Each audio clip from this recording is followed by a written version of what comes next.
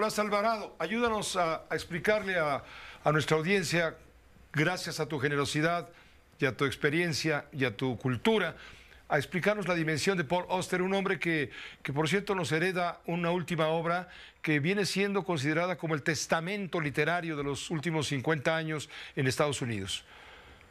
Querido Pepe, qué bien lo dijiste. Paul Auster es un escritor para la gente a la que le gusta leer. Yo creo que nunca hubiera podido ser mejor dicho. Es un escritor al que el público le tiene un cariño entrañable desde los años 90. Yo diría que es un escritor definitivo para mi generación. Es un escritor de una generación mayor que la mía, pero no es un escritor que a los que tenemos alrededor de 50 años nos interpeló de manera muy importante en los años 90.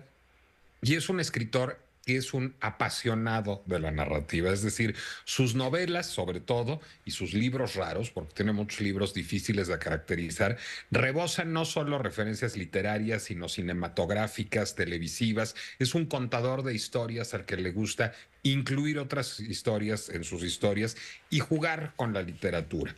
Paul Auster saltó a la fama pública, a la palestra, a finales de los años 80 con un libro que sigue estando entre sus más importantes, que es La invención de la soledad. Ese es uno de sus libros raros, es una novela ensayo, digamos, novela ensayo memoria. Es un libro cuya primera mitad explora de manera muy importante su relación con su padre y la muerte de su padre. La muerte es un tema que lo obsesionaba y cuya segunda mitad ensaya sobre muchos tiempos, muchos temas que serán definitivos en su obra a lo largo de la historia.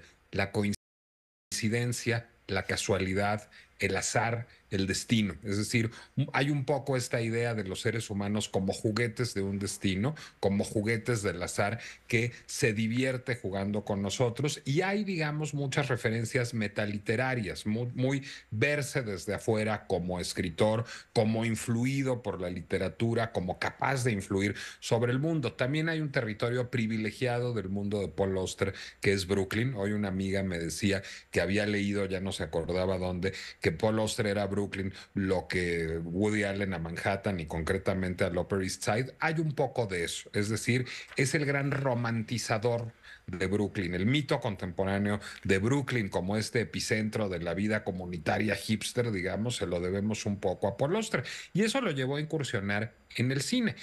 Paul Auster es autor de un díptico cinematográfico, dos películas que se llaman Smoke y Blue in the Face, en donde parte de pues más que de historias, de situaciones y personajes que encontramos también en su obra para hablarnos de vidas entrecruzadas en un espíritu de comunidad enamorado de la ciudad y de los lugares en donde se encuentran los habitantes de la ciudad. Es muy importante en su obra también un libro que se llama Las historias de Nueva York, que son tres, la trilogía de Nueva York, que son tres libros muy influidos por la novela negra, por la novela detective y por el cine negro también, pero que hacen una abstracción filosófica de la búsqueda en la novela detectivesca, en la novela negra, y que resultan en novelas mucho más ambiciosas, digamos, que la literatura de género. Hace poquito estábamos viendo ahí en tu pantalla Brooklyn Follies, que es la novela que es su gran canto de amor, digamos, a Brooklyn. Como estamos viendo también en pantalla, fue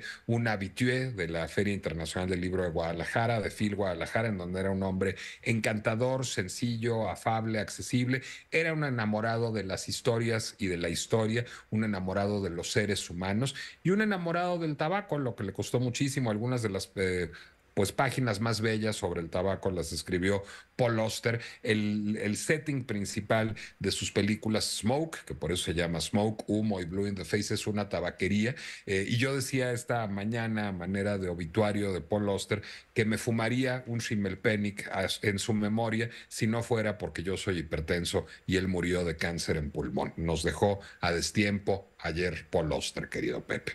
Te agradezco mucho, Nicolás. Me quedé pensando, bueno, y con toda esa serie de galardones que le has colocado, de medallas que le has puesto alrededor, ¿no era un hombre que pudo haber en algún momento eventualmente sido candidato al premio Nobel?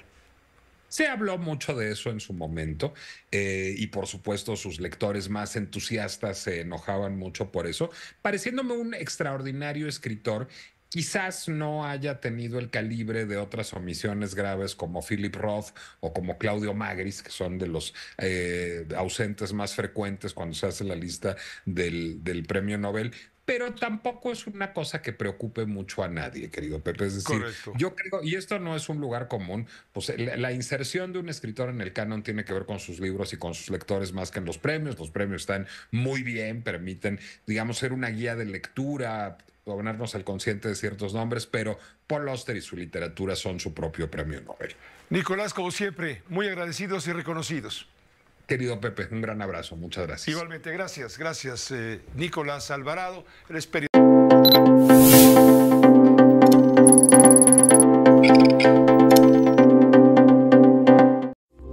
Esta fue una producción de Grupo Fórmula. Encuentra más contenido como este en radioformula.mx.